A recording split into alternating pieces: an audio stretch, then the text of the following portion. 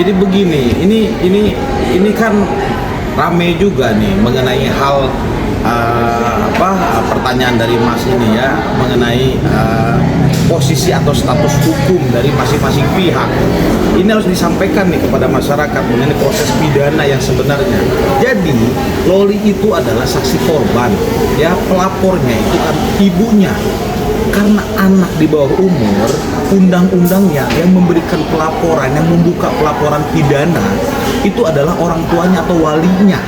Wali itu ada beberapa kriteria. Nanti itu beda lagi pemahaman dan penjelasannya. Loli ini adalah korban dan juga pelapor, dalam hal ini orang tuanya Nikita Mirzani, dan posisi saudara Rasman ini adalah penasihat hukum atau kuasa hukum dari terlapor. Ya, ini jangan dicampur aduk proses pidana ini. Ya, ini kan sudah ngawur, sudah tidak sesuai, tidak jelas, ya, tidak ada dasar hukumnya. Ya, mengenai soal pertanyaan Mas tadi, ya, mengenai Loli, ya, datang gitu kan awalnya kepada saudara Rasman, ketua di kantornya seperti itu ya, informasi medianya. Ini keliru pemahaman begini. Yang pertama, tidak ada hak dasar hukum apapun dari pihak penasihat hukum terlapor kepada pihak korbannya. Ya, ini jangan dicampurkan antara proses hukum dengan sisi kemanusiaan gitu loh. Ini berbeda sekali. Ya, ini harus dipahami oleh masyarakat bahwasannya tidak ada dasar hukum, ya, pihak korban ataupun pihak penasihat hukum terlapor itu berinteraksi secara langsung seperti apa yang kita saksikan di media itu dengan korban seperti itu. Iya, tadi sudah saya sampaikan bahwasannya saudara Fahmi, rekan Fahmi itu adalah penasihat hukum dari Nikita Mirzani atau ibu dari pihak korban, kan begitu. Bahwasannya apa yang disampaikan oleh rekan Fahmi ini adalah benar. Itulah dasar hukumnya. Tidak boleh ya pihak, sekali lagi, penasihat hukum atau kuasa hukum terlapor itu berinteraksi langsung dengan dasar dalih apapun gitu loh. Ini kan sudah offside lah dalam proses pertandingan ini, sudah over ya itu udah offside yang tidak seharusnya dilakukan oleh pihak penasihat hukum dari pihak terlapor seperti itu.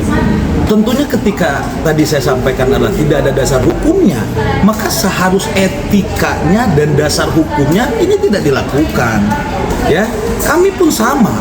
Ya, kami ketika menangani perkara-perkara hukum langsung, baik pidana dan atau perdata misalkan, atau pidana deh khususnya kita ini. Ya, saya tidak ikut campur. Saya tidak perlu harus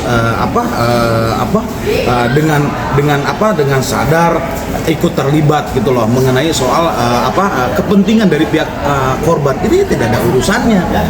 Akan ada urusannya, akan ada keterkaitannya bila mana pihak terlapor ini, penasihat hukum terlapor, mengajukan restoratif justice, mengajukan perdamaian, ya, dan itu diterima oleh pihak keluarganya korban misalkan. Itu ada komunikasi interaksi itu bila mana memang masing-masing pihak menerima proses restoratif justice.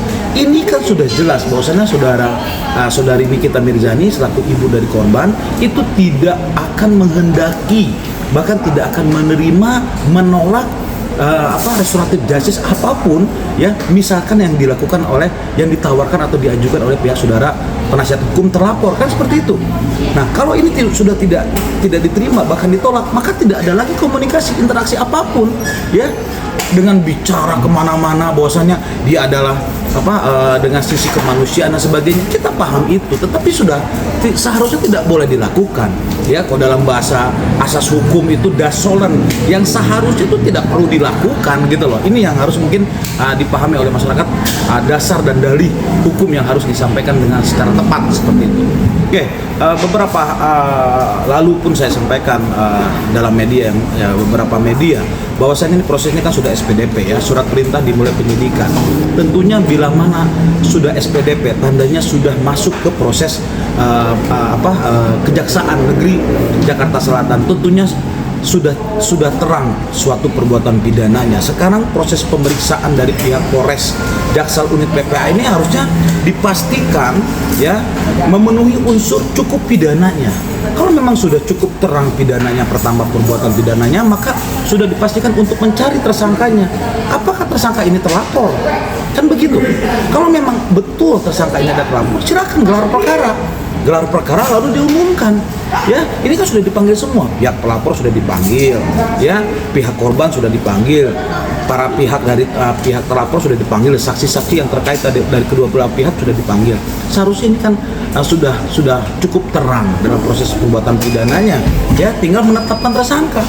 Atau yang pernah saya sampaikan, apakah ada tersangka lain dalam perbuatan pidana ini? Kita kan nggak tahu, gitu loh. Ternyata misalkan ada tersangka lain, silakan.